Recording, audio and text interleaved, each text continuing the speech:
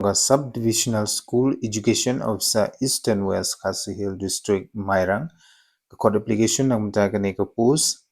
hapo ka PM portion schemes but ka last date mapin submit Iakane ka application form kan de hado ka santarik bunai July ajar opsaw hakikan ta trekam kini kan de ka kateng jong ka post kabankong kan de ka office assistant under PM portion schemes but ka qualifications lani ka kerdan pule ki pani ki bala pendep ya class 12 pass but above lani shejrong with diploma in computer application but akibadon ya ka diploma certificate ha ka computer application pila ban apply na kuta ketiga post jong ka office assistant hapo ka SDSEO Eastern West Khasi Hill District Mairang nangta desirable qualifications minimum 1 year experience in the field of online or offline data entry.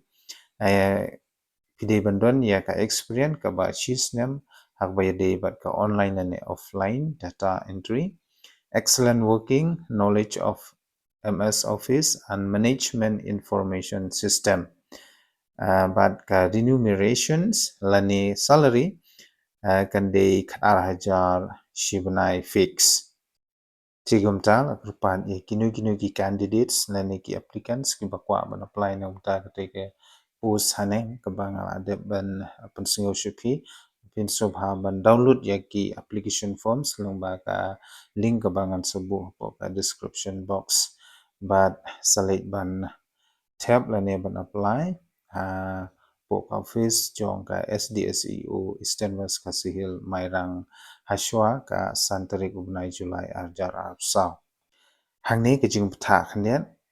incomplete application will be summarily rejected. Wrong by kinu ki candidates lani ki applicants ki ba apply nam ta ki post haneng balada pimpen piang ya ki documents lani ki incomplete application in reject. Nangta conversing directly and or indirectly will disqualify the candidates.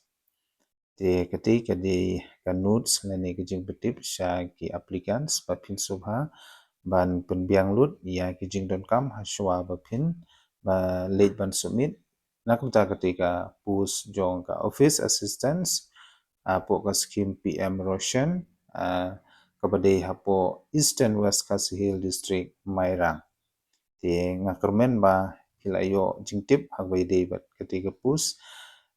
kermen ba pinshim ya kanika kabu parlok bat lada pidang day batmai hakanika video ko jonga kerpat pi ba pin subha ban share like bat subscribe nak benta ki new updates. Di tangkatahi hublei shibun.